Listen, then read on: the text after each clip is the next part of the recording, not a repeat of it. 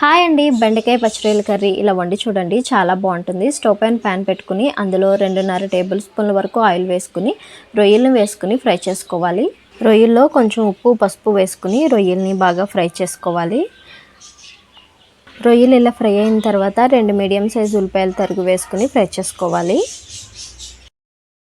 అలాగే అందులో 4 పచ్చిమిర్చి వరకు వేసుకుని ఉల్లిపాయలని బాగా ఫ్రై చేసుకోవాలండి. ఉల్లిపాయలు ఈ విధంగా ఫ్రై అయిన తర్వాత పొడవుగా కట్ చేసుకున్న బెండకాయ ముక్కలు వేసుకుని అందులోనే 2 టేబుల్ స్పూన్ల వరకు కారం వేసుకుని రుచికి సరిపడా ఉప్పు వేసుకుని బాగా కలుపుకోవాలి.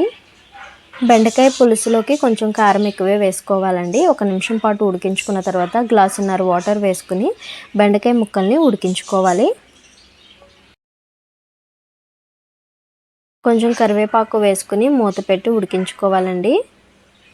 5 నిమిషాల పాటు కర్రీని ఉడికించుకున్న తర్వాత చింతపండు పులుపు వేసుకోవాలండి. చింతపండు అనేది మీరు ఇష్టపడే దానికి తగ్గట్టుగా వేసుకోవచ్చండి. కొంతమంది పుల్లగా తింటారు, కొంతమంది పులుపు ఇష్టపడరు కదా, అందుకని మీకు నచ్చినట్టు వేసుకోవచ్చు. అలాగే కొంచెం గరం మసాలా వేసుకుని మరొక 5 నిమిషాలు కర్రీని ఉడికించుకోవాలండి. పులుసు అనేది ఈ విధంగా ఉన్నప్పుడే స్టవ్ ఆఫ్ చేసుకోవాలి. Please subscribe my channel. Thanks for watching.